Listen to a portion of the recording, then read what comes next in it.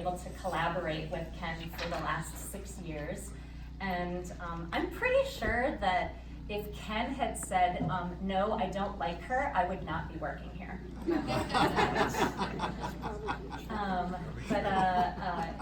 I didn't say that. Thank God. Here, so we have no proof. And I think one of the things that was so wonderful was sort of starting our relationship together was that I said, well, I promise you will never be bored. I promise you will never be bored. You will never play the same music over and over again, that you'll not play the same style over and over again. So I hope that's okay. She's a woman of her word. So I actually thought we'd start today with like a brief overview, reading Ken's bio. Many of you know a lot of things in his kind of snapshot bio, but just as a little bit of a review, Ken Smith is the much loved and treasured pianist and organist at Am Shalom since 1982, which is just a short 10 years after the congregation was formed. A native of Louisiana, Ken received his Bachelor of Music and Master of Music degrees in piano from Indiana University. Thank you, Cantor Staples.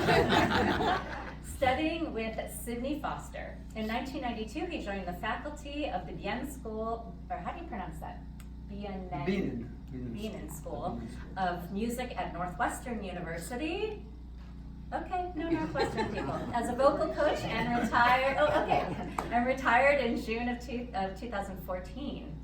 In addition to engagements throughout the United States in the role of both accompanist and soloist, he has performed in over 30 concerts with the Arcadia Chamber Music Society of Ashia, Japan.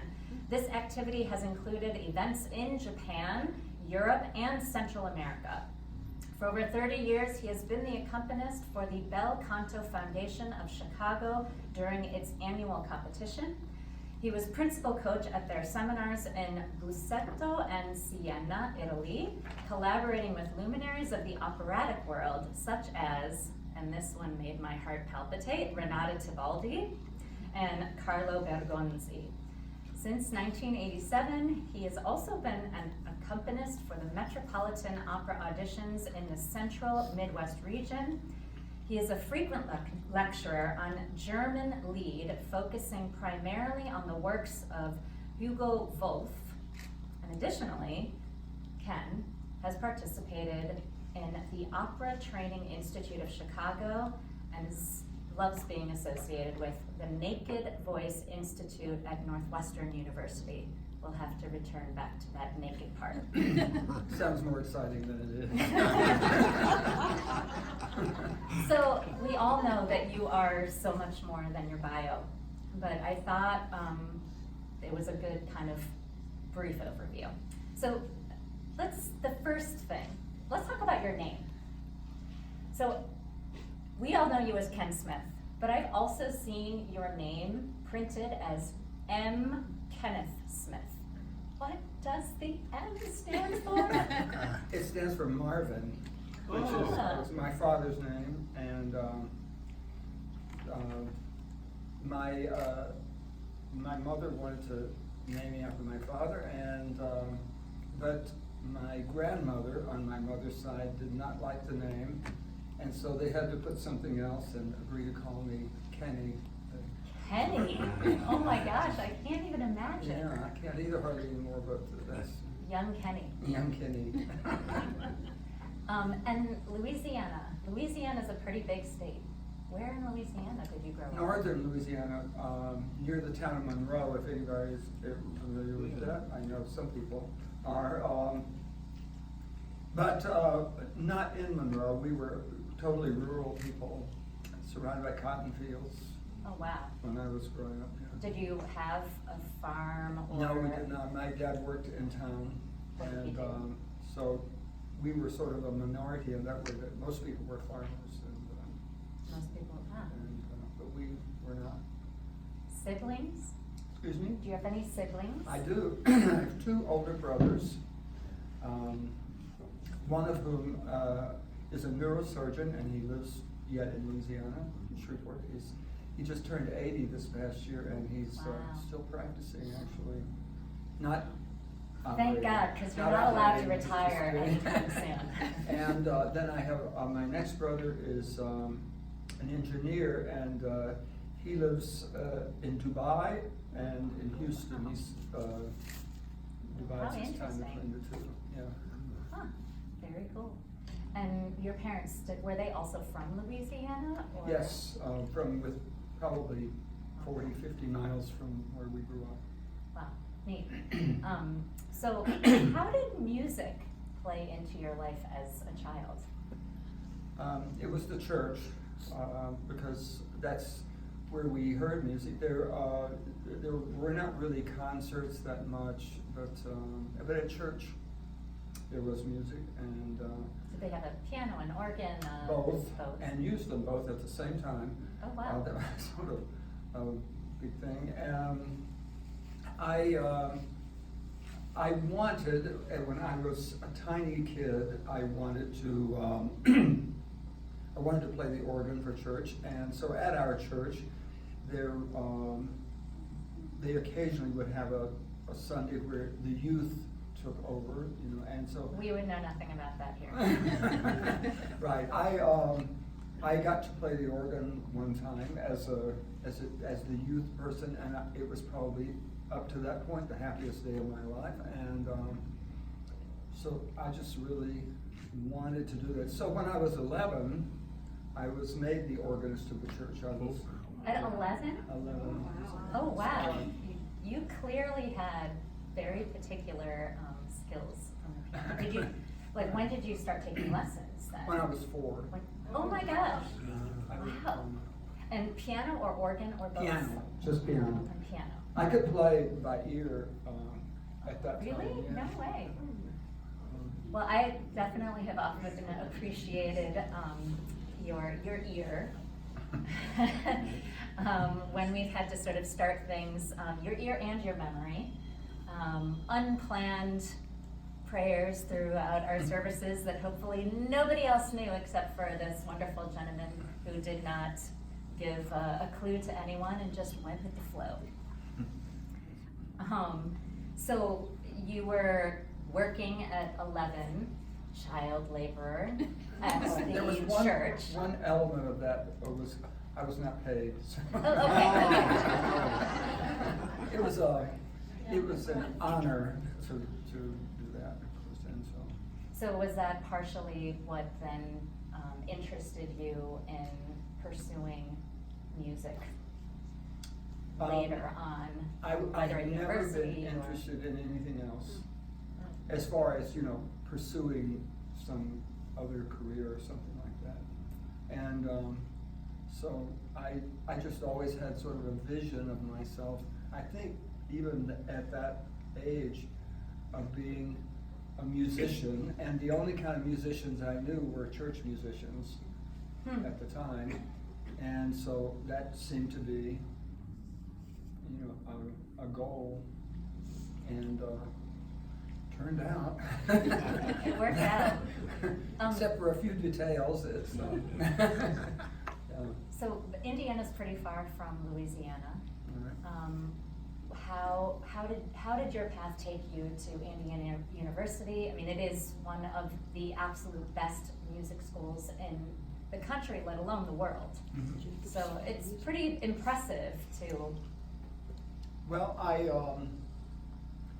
I studied with local teachers, the lady down the street at first, that kind of thing, or down the road, it wasn't a street, and I started playing, and then I got other teachers, and finally I got with a teacher by the name of Daniel Fletcher in town, so we went into town to live, it was a big deal, and he was a graduate of Indiana, and a student of my teacher that I had in Indiana, and so he said, you need to go and study. try a different place, and so he took me there and introduced me to his teacher, and So I'm assuming his teacher was Sydney Foster? Sidney Foster.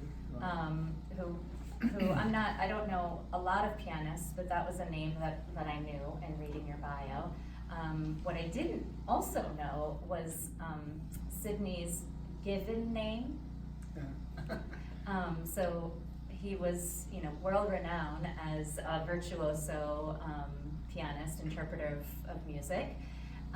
But his born name was Sidney Earl Finkelstein. Right. Changed his name. Yes. Probably at the suggestion of his agents. And Herbert Barrett in New York was his agent for years. And he was the first winner of the Leventrick competition, which is huge still. That was in 1940. Yeah, huge piano competition. And he was just an incredibly good teacher for, number one, for technical things. He got you to loosen up, got your actual physical mechanism to loosen up, and so that, because I came to him playing rather tightly, he really helped with that, but also he was very good in talking about the architecture of music and the form, and trying to make the form clear to the listener. It was a revelation to me, and I even though it was difficult, and sometimes we didn't exactly, it was not all pleasant. I felt like I learned so much from him. I owe him my life. I really just a very important person, and he was born in New Orleans too. So, so another Louisiana person. So you did both your bachelor's and your master's there. So about 6 years. Yeah. And at Indiana, and then where did you go? Then what happened? I went to teach at the University of Missouri in Columbia, and I taught there 5 years, and it was a question. Then you have to, in music, if you're teaching, you have to do the doctorate at some point, and I had a master's only, and so I decided that I would get my doctorate, and so in order to do that, I had to take a leave for a year to go to school, and I did do that, and came to Northwestern at that point. To do your doctorate, or to do the doctorate? Yeah. Ah, I don't see. I don't have a on doctorate. here. Something else happened at that point in Some time. other stuff happened. I ran out of money. That's not what I thought you were going to say. That did not take long, I'll tell you. So my next question was going to be, how did you end up in Chicago? Well, I guess that is how you ended up in Chicago. I loved it, and I wanted to stay, and so I quit my job, and decided I would freelance and teach and so forth. And it was a great decision. I was really nervous about it, but my dad said, you can always come home. So just go ahead, and do it. So freelancing. Stop talking about it. Stop talking about it, just do it. Just do it. I've heard that once or twice Yeah. before in my life. Also, when you say freelancing, for those who are not in the artistic world, what does that mean exactly? And at one time, maybe how many different jobs did you have? Were they all music focused? They were. I wasn't gonna to quit my teaching job to work like in a store or something like that. There wouldn't have been any need in that. So a lot of the things that are mentioned on there, I worked in a restaurant. I played in a restaurant. I had a church job. I soon came here, and parties, whatever. Anything. Anything and anything. everything that would provide. So it's 1982, and somehow you meet Rabbi Kudan? Mimi Or? Lippman. Mimi Lippman, yeah. Who One was thing Mimi Lippman? Well, Mimi Lippman, at Northwestern as a sort of transitioning from a student into a working musician, one thing I did was play a lot of voice lessons. And Mimi Littman at the time, who was the wife of David Littman, who was a former president of Am Shalom, he was president at that time, was a voice student at Northwestern. She was getting her master's, and I sort of was assigned to her lesson. And so the move from the home to the temple building occurred about that time, and I think also at the same time Dorothy Lyle, who was the keyboardist up until that point, who was the wife of an Episcopal minister in Glenview, I think he retired and they decided to move away, and so Am Shalom needed a keyboard player, and Mort Barnard. I remember it like it was yesterday. I was lying in bed and he called me up and said they were looking for someone to play the holidays, which That's were how they get you. coming right up. And so I said, oh sure, yeah, I can do it. Happened to me And too. at the time, the choir director was Ann Alderson, who I knew from Northwestern, and her husband Richard sang it. Nancy was in there. And then later on, I was asked to do the regular services as well. So, so that. And the first service was August 18th, 1982. August 18th. In this building. It was a bat mitzvah for someone who wasn't a member of the congregation. I think they were from California or something. I don't know why. Oh, yes. I think that was my daughter's and her cousin, who was from San Antonio. Okay. No way, it was your daughter's bat mitzvah and It was an afternoon when I her heard that. cousin's bat mitzvah? Yes, they grew up together, they grew up at Am Shalom together. And they one had to moved San away. Antonio. So for his bar mitzvah and her bat mitzvah, they were 6 weeks apart. They decided they would do it together. Okay. There you That go. is so neat. That's cool. Who knew? So it really was a total insider, the name mitzvah. Right. Beautiful. So I was actually curious for multiple reasons. But at that time, what are the pieces, are there top 3 pieces, prayer compositions that come to mind that were just incredible staples? Well, at the time, Joel Shapiro was the cantorial soloist, and some of you may not know Joel, but He's still a member. He's still a member, and he's a great guy and an incredibly creative guy. And so he wrote most of the music. Well, I would say most, but at least half of the music that So, we used. a lot of original compositions. Right. And some of the things that he wrote that I really liked were his Eschaim is very, very nice. Any choir members remember his Yitzchak?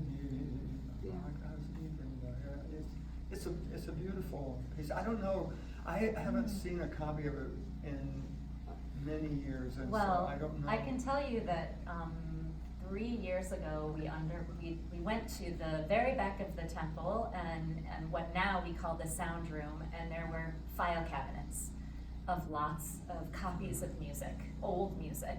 And there was this name of, handwritten, beautifully handwritten music that just came up over and over for this composer that I had never heard of in all of my studies.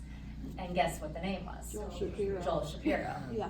So we probably have it, and it's probably now well organized in a nice file. Now that I think of it, the songbook, he created a songbook The red for one? Am Shalom with a sort of red cover. The red cover songbook. I've shown you that. Yes. And all of his pieces are in the songbook. Oh, so maybe that one isn't. That's kind of, it's definitely in the songbook. Might be fun to pull one of them. It might. I don't know, I had a couple of copies, and I think I gave you one. You gave me one, I Yeah. definitely have one. So, on my shelf. of that songbook, but other than that, I don't know where they are. But there must have been enough for the congregation, Remember at least 100 or something like that. Oh, yes, right. Yeah. Neat. Okay, so Hebrew. Hebrew. Yeah. Had you ever worked in Hebrew before? What Had was- I before that? Before then. Oh, for heaven's sake, no. Had you ever heard Hebrew before? I had never heard it. Never, I had never heard a word of Hebrew. I mean, because I don't know about everyone here, but I hear Ken praying. Yeah, he sings with I think everything. he knows the prayers better than I do. And sometimes he fools me into thinking that the congregation is singing, but yet it's really just Ken. There's a weird acoustic in the sanctuary. Sometimes you can't hear more than sort of your little area when you're on the bima. So I thankfully hear Ken, okay, people are singing along. They really are. It's okay. Keep going. But really, it's just Ken. Yeah, I love his songs. Yeah. It's, you know, what But you- it is more than just that. I mean, after being here for so many years, even things that you're not playing, you know those prayers. I do. Yeah. It's amazing.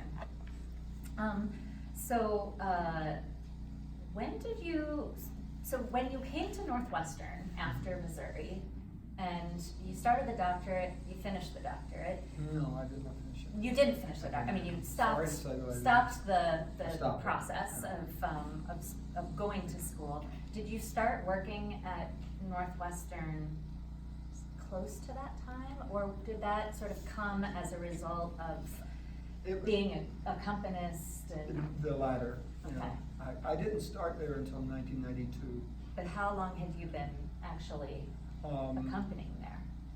Maybe 12 years or so before that. So really, your association is Yes. with Northwestern is probably 30 Yeah, that's some years, almost as long as you've been at Am Shalom. right. Longer. Longer. It's longer, actually. But as a faculty member, it began in 1992. And what does that mean exactly? So as a faculty member, were you a coach accompanist? Did you, were you lecturing at that point in time? I was a coach for the opera department, or for the vocal department, I would say. And for those of us who might not know what that means, what exactly does it mean to be a Okay. coach A coach in opera, in classical music? opera or in vocal repertoire is a pianist who knows the repertoire, is familiar with the languages, because vocal music generally is in the European languages and as well as in English, and it knows, is a good musician, able to help the singer with phrasing or with interpretation or style or tradition, that kind of thing. Just is a pianist who knows the vocal repertoire. That's song and operatic repertoire. And so that's what I was hired to do. At the time, there were 5 of us at Northwestern who did that. Northwestern was unusual in that it had such a large staff of coaches at the time, because most music schools would have one, and of course, then you would have Master 100 students. singers, and how's one person going to meet with 100 singers? But we could meet with all of them, with the 5 of us. And so we did that, and then there was some lecturing, plus I played all the incoming auditions. Was another part of mine, which were, 250 a year usually. Oh, wow. Yeah. And when you, for lecturing, what classes did you teach? What were you lecturing on? Song repertoire. Song repertoire. So, and languages, Italian, Italian, French, German, French, German, Spanish, Spanish little too. Russian. Little Russian. Little Russian, very little. Don't stand Where's still. Zoe? With their Russian. Yet. I got that one too.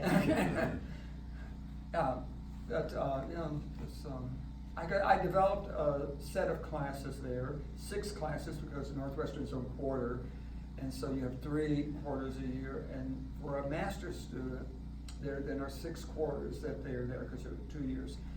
And so I developed 6 classes that pretty much covered, it covered a lot of vocal repertoire, let's say. So you could take those 6 classes in a row and have a really, really strong repertoire background in song, if you chose to do so. So that was my lecturing, and the class would meet 1 day a week, 2 hours, and seminar style. People sang, I talked, played. Sometimes I had pianists in it, so that was better. If I did. So I actually went for coaching with Ken the other day in the area where he's known as an expert in the field, in German lead. Tell us a little bit about how you sort of became interested or more interested in that particular part of the repertoire. Well, of course, I was interested. Who doesn't like Schubert? You know, I mean, That's true. It's hard to imagine. So, but the song repertoire was interesting to me because different from some of my colleagues at Northwestern, I was really interested in piano playing, and they were interested in being an accompanist for singers.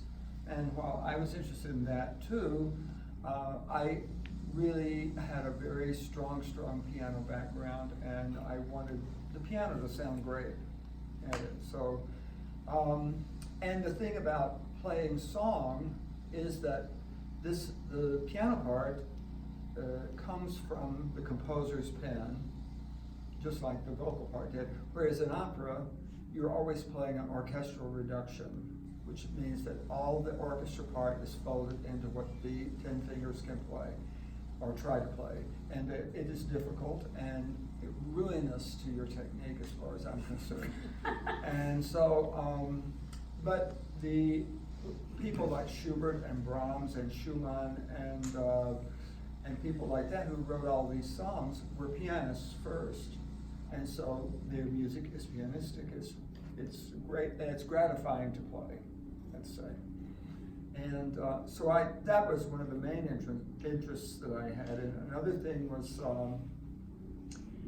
just the idea of composing a song or opera, either for that matter, and how people are sensitive to the words of the poetry that's there, and how they can put music that does not diminish the word, and the word is still strong, but enhances the word. I think is the idea that I was interested in exploring. And I mean, that's really what song is all about, or what singing is all about, is how can you deliver that word, that meaning through those words, and realize that the words, if this makes sense to you, the words are like a separate music on top of the voice sound or the piano sound.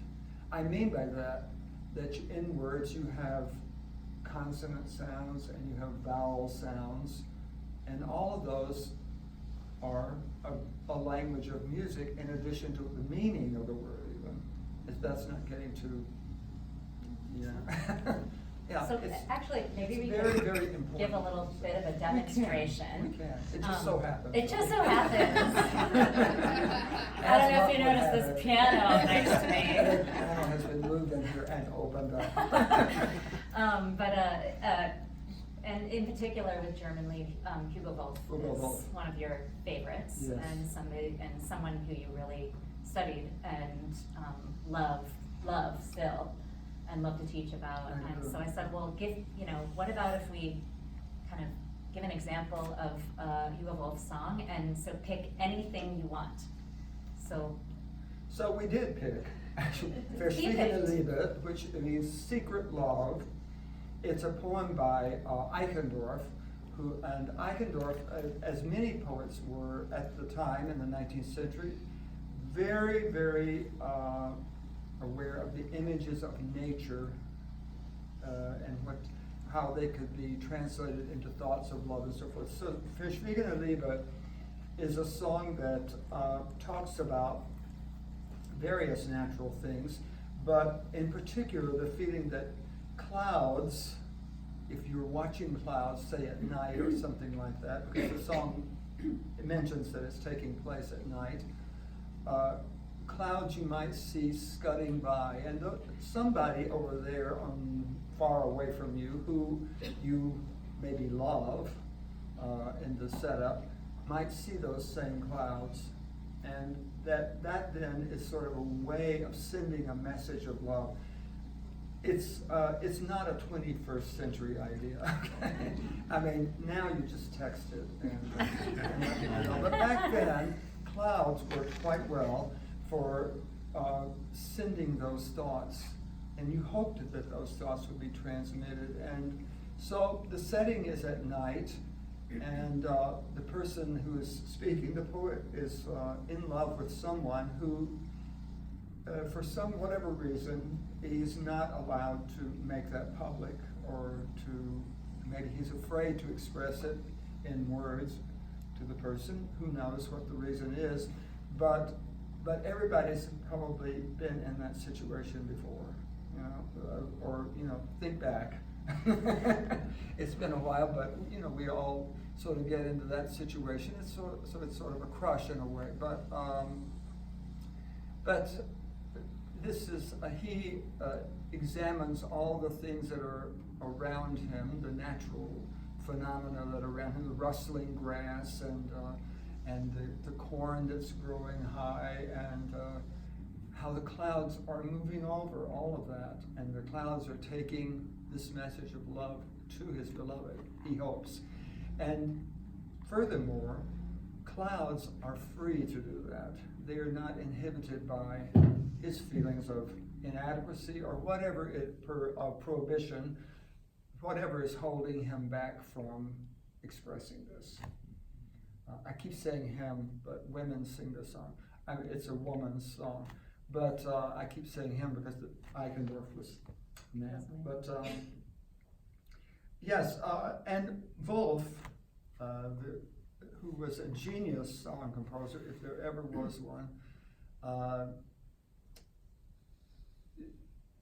First of all, let me say that he wanted to be the successor to Wagner. And if you know anything about Wagner's operatic music, you know that it's filled with what he called leitmotifs, which are musical sounds that are associated with certain ideas. For instance, if you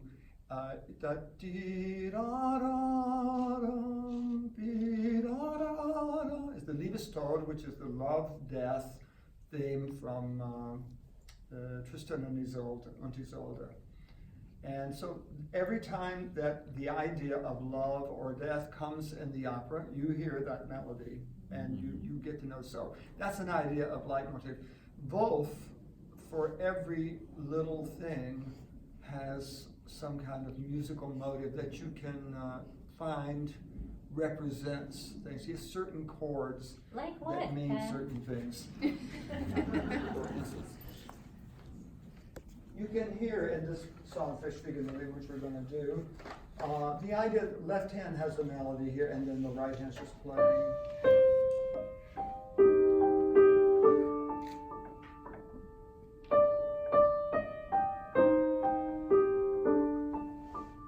That left hand melody is it's a symbol of solitude for him. So the person who is hoping the clouds are going to do the work for him is alone and in solitude. When he talks about the mystery of the secret that he wants to send, this whole idea of the secret love, you get sounds like this.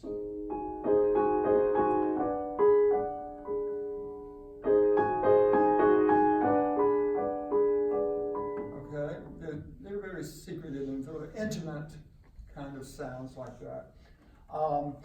Wolf's ecstasy chord, and also a chord in certain songs that have a religious subject, certain poems that have a religious subject. It's for redemption, but this is the original key that he wrote, so it's true here. The F sharp major chord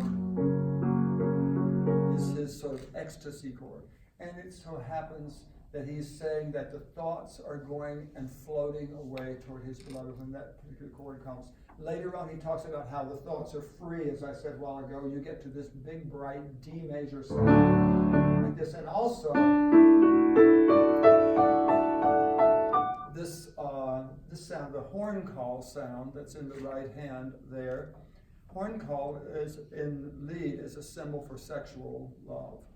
So there you have it. There you have it. Then beyond that, but and many of the motives of this this rising and floating away thing. Let's see. Later on, in this song you hear.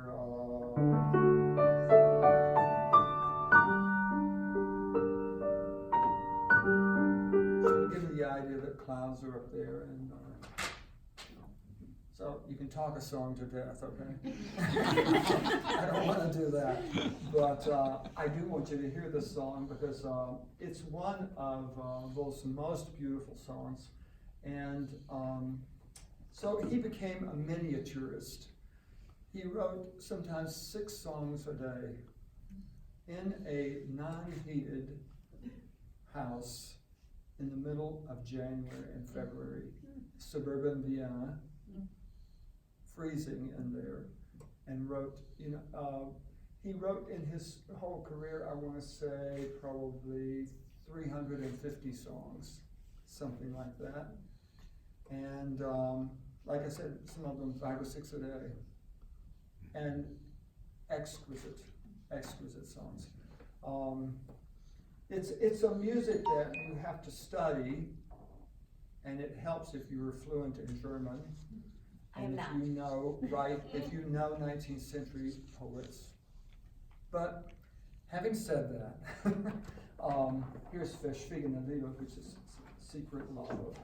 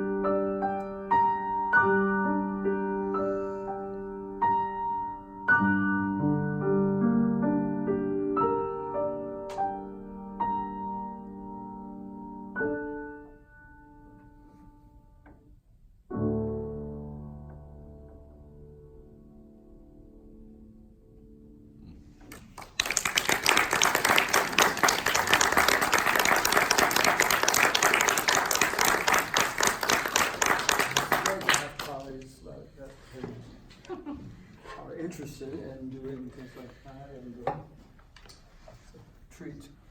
Thank you. A treat for me too. I think prior to this, I had only ever worked on one Hugo Wolf piece, and that was in my undergrad. Well, like I said, it's a music that to really be appreciated, you have to study it. People have done that and written books. I mean, many books about Wolf's writing technique, and he had an unhappy kind of life. He didn't live all that long, but about 43, 4 years, something like that. But So young.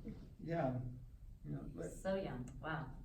you know, it's, So during this time period, it appears that you also toured all over the world playing concerts, I do. both solo and accompanying.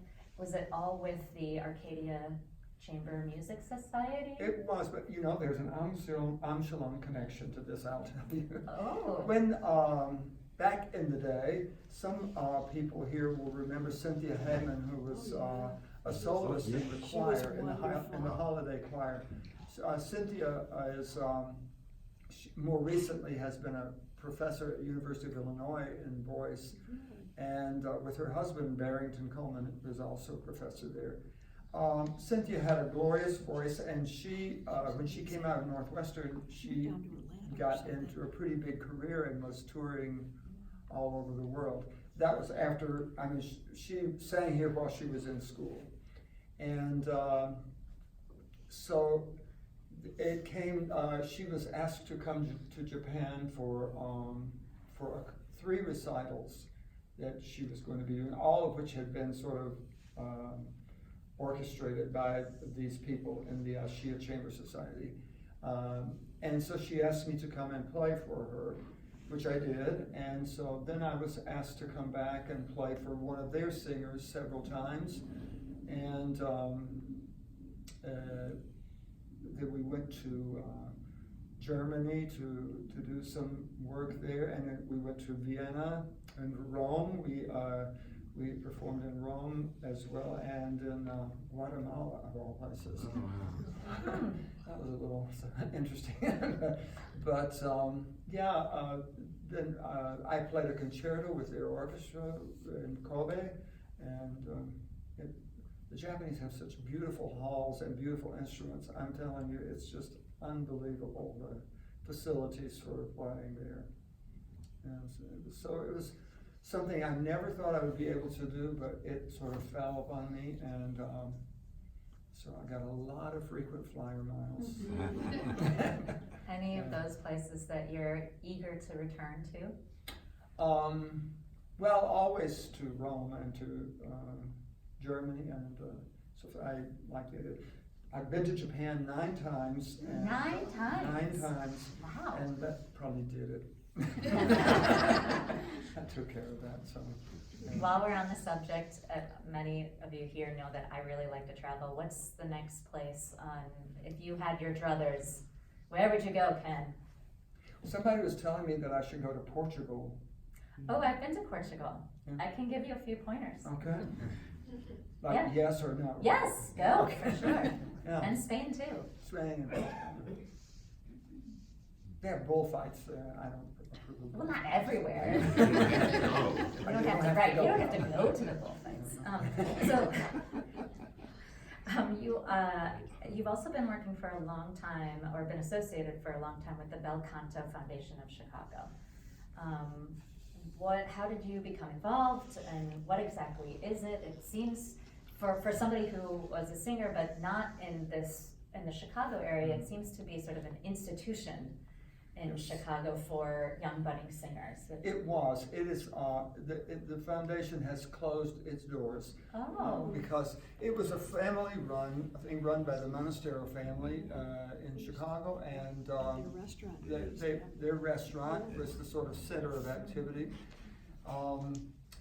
It started in a very small way, and it was basically a competition for singers. For 45 years or something or other through there, something like that, over 40 years, I don't remember if it's 45 or not. But they had this competition every year, and in addition to that, sponsored seminars in Italy that I went to and worked with, and just helped singers a lot. They can point to a lot of stars that they've had in their restaurant and who they've helped out over the years financially. And so that's really what it was. But And it was only the recently members of the that they- family now Yeah. that were really interested in it have become elderly, and they're just not able to do the work that it has to be.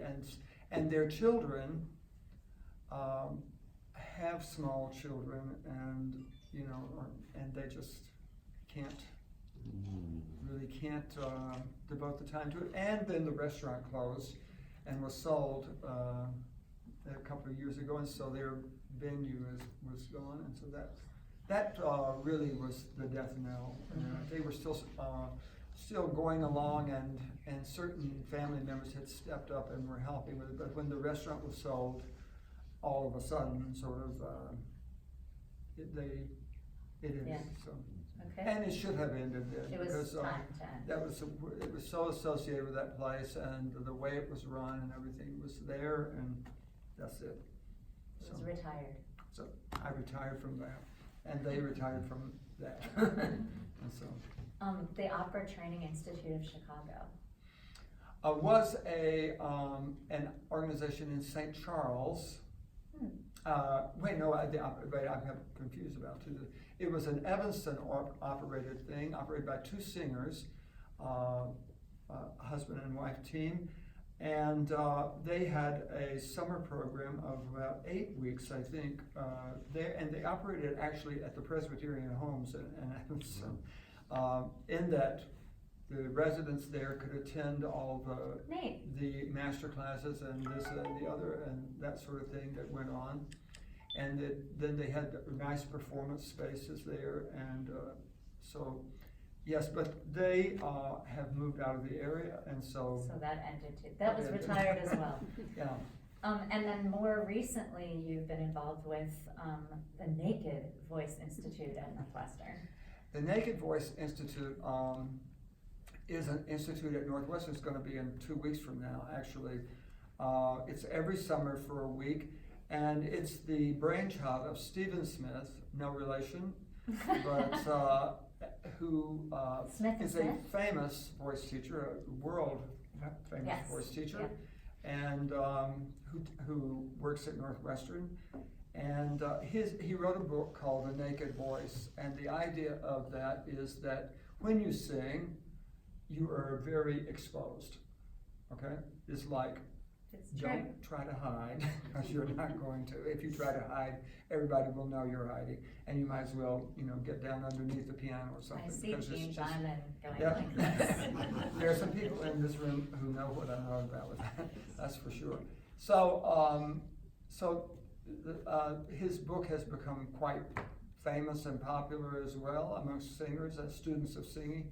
And so he does this week-long thing, and so he and his wife and I and a stage director from Colorado, Gene Roberts, are the faculty for that. And it's a nice week-long thing, and our concert will be on Sunday, June 30th, I believe, in the evening at the Galvin Hall in the new School of Music at Northwestern. And if you haven't seen the new School of Music at It is Northwestern, beyond you should just beautiful. go just to see it, because it's Mhm. like beyond Yeah. anything that you could imagine especially if you worked in the old School of Music at Northwestern, which was, you could see through the walls, and I'm not where the windows were either, I'm not where the walls.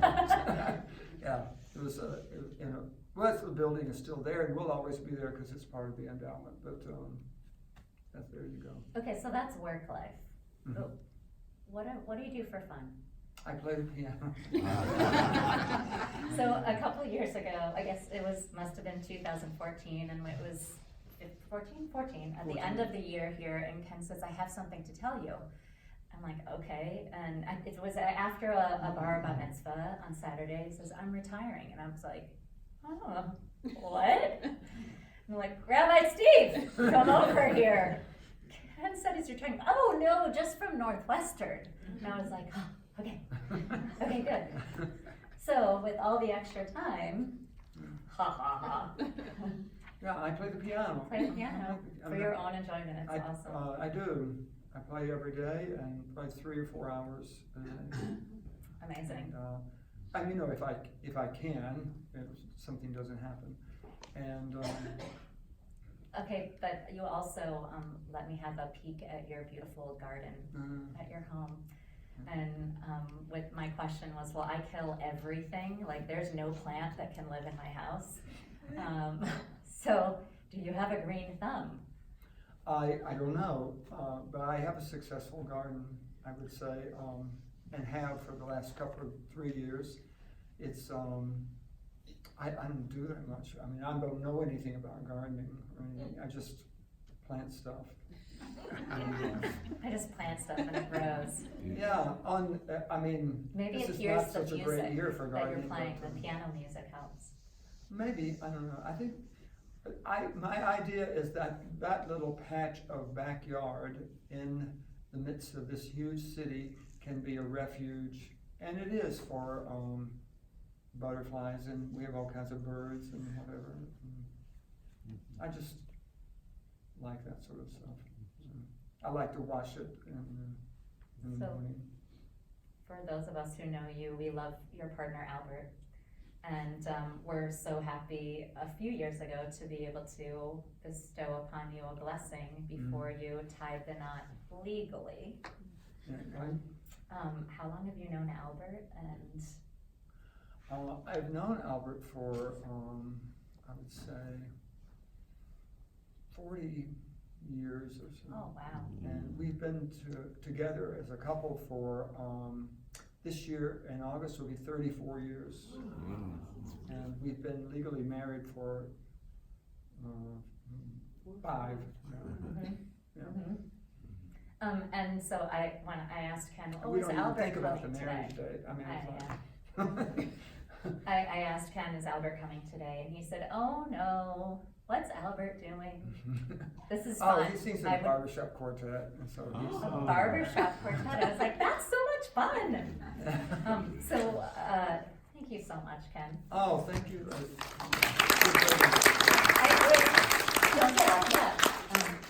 We thought we'd open the floor to a couple questions if people had anything that they wanted to share. Okay, Howard, I'm coming to you because I don't have a handheld mic, so you can talk into the mic. Thank you. If you were gonna be on the proverbial deserted island, and you could only have 2 audio recordings, what would they be? Well, I don't know which ones they would be, but they would be the pianist Leif Ove Ansnes, who is my favorite pianist and has been for years, and I would follow him to the end of the earth. He's an absolutely stunning pianist, and I'll promote him. Leif Ove Ansnes. He's Norwegian and comes to Chicago usually every year. I saw him first when he was 22 years old. He was substituting for Alexis Weissenberg at Symphony Center on a recital, and I've been crazy about him ever since. Been to see him a lot of different places, and he's like 46 or 7 now, something like that. Any Yeah, other incredible pianist. burning questions? Okay, you can go first. I- Okay, you've been with us here at Am Shalom for 37 years. What are some of the things that come to mind that are highlights, events, or things that pop into your memory that were the most special over those years? Well, I think getting a cantor and then getting a second one is like, that's a pretty big deal. And the music that we've done since Cantor Markowicz has been here, it's in her effort to not let me be bored, has been an ongoing thing then like that. And renewing old acquaintances. I didn't see Jean for a long time in there. There was a long time, but now she's back on the scene, and renewing that, I think, is a big thing. One of the things that sticks out about it is the devotion that a lot of people have to just being here all the time. And that sticks out. The friendships I've made and stuff like that. I think there are like 3 people right here who sort of treasured that for sure, particularly that I've learned things from. So that's an important part of it. Rabbi Kudan. There's so many memories over the years, but I just want to see if you can recall a Yom Kippur that might stand out in your memory. Oh, I know one. I know. Yeah, we do. I do. Would you say something I'd about like it? to know that one. That was- It was the afternoon service, and there was a power failure in the town, I think, not just in this building. Oh. But, yeah, and so it being near the autumn and late in the afternoon like that, it was pretty dark. And of course we have the organ. At the time we only had organ as our instrument for the services, and of course without electricity you don't have an organ. So we ran down the hall and got the upright piano out of the sanctuary and pushed it in, and there was an abbreviated service. Some things didn't get done, I think. Fun. Yeah, but you That was- kept playing. He kept, I was actually the first person in choir, and I was holding a flashlight. No, I was holding a flashlight, so I'm standing here like this, holding the flashlight, but singing like this. It was, I don't think my back ever recovered from it, but it was an amazing service. Just that in the dark, there was just something different about it, and it was a wonderful way to end. It wasn't planned, obviously, And but it was. people ran and they got lanterns and they would, so the bema was lit up. And then they got candles so that as people left the sanctuary, there was these little rows of tea lights, which was illegal. Right. I mean, it was all so beautiful and perfect. That was a wonderful. Didn't the lights go on at the Very end, right at the very end. At the it end of came the back on. service, all of a sudden, lights went on. Yeah. Your transgressions were forgiven. Well, you almost felt like that. You hope that'll happen. The light will go on. Ken, where did you learn all your languages and the things that you have learned throughout your life? Is that all self-taught? I've had classes in languages. For instance, I've studied Italian for 8 years. I have a private teacher I go to every week, even now. Others are more self-taught than that. German, I studied German in college, and Russian I know. I had a coach in Evanston who helped me with that for a while, and I love languages a lot. Right now I do 4 on Duolingo every day. What's one of them? Hebrew. Yeah, Hebrew. I can talk about peaches and oranges. He's getting ready for his trip to Israel. It's going to happen in the next It could happen. soon. So I think we have one more. One more. So, Ken, we love you so much, and so appreciate you. It's just great for all of us. But you talked about your world travels, and oh my gosh, thanks. Oh my gosh. Okay, so your world travels that you've accumulated so long, and you talked about Japanese venues and facilities. What sort of facilities and venues stand out that either high or low or small or large in your travels that you recall? Well, it's an incident, okay.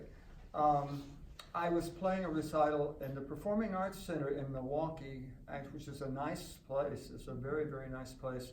And we had our 9-foot Steinway out there, and it was with a singer, and she was singing Debussy. and the pedals fell off the piano.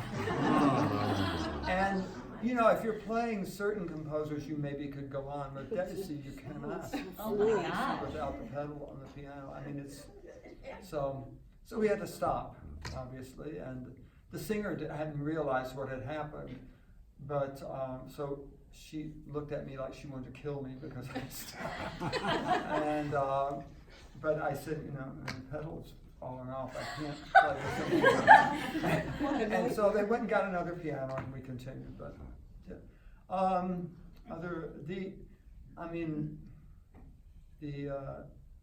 in Japan, the halls, like I said, are so gorgeous.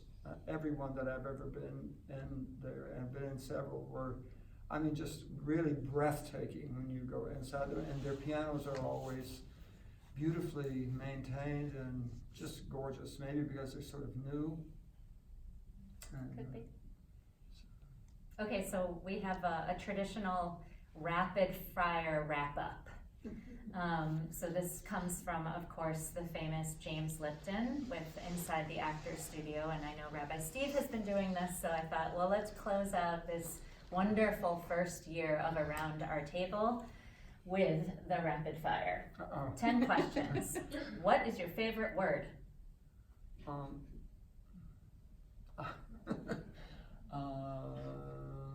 Latugine.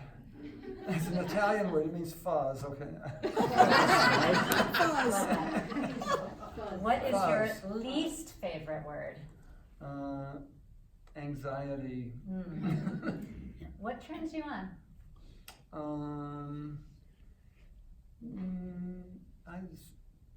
Piano, Piano. good piano playing.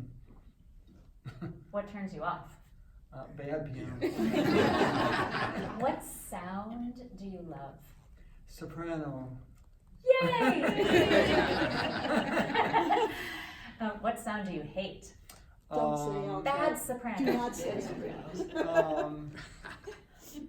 It's probably car horns. Car horns. Car horns being used. Do When you they're not have, needed. when they're not needed, do you have a favorite curse word? Do you ever use a curse word? Yes, I do. Okay. I do. So there must be a favorite. I don't want to say it. Okay. Is it bleep? It doesn't sound quite like that. What profession other than yours would you like to attempt? I do not want to attempt any other profession. I've never wanted to be anything else than what I've turned out to be, I guess. I mean, I'd like to be more of it, of course. You know, you always try to be more of it. Cantor Staple, did you hear that? He wants to do more. Okay. And is there a profession that you would absolutely not like to do? I would not like to be a doctor. Okay. And the final question. If heaven exists, what would you like to hear God say when you arrive? I don't know, maybe, give me a chorus of Shalom Aleichem.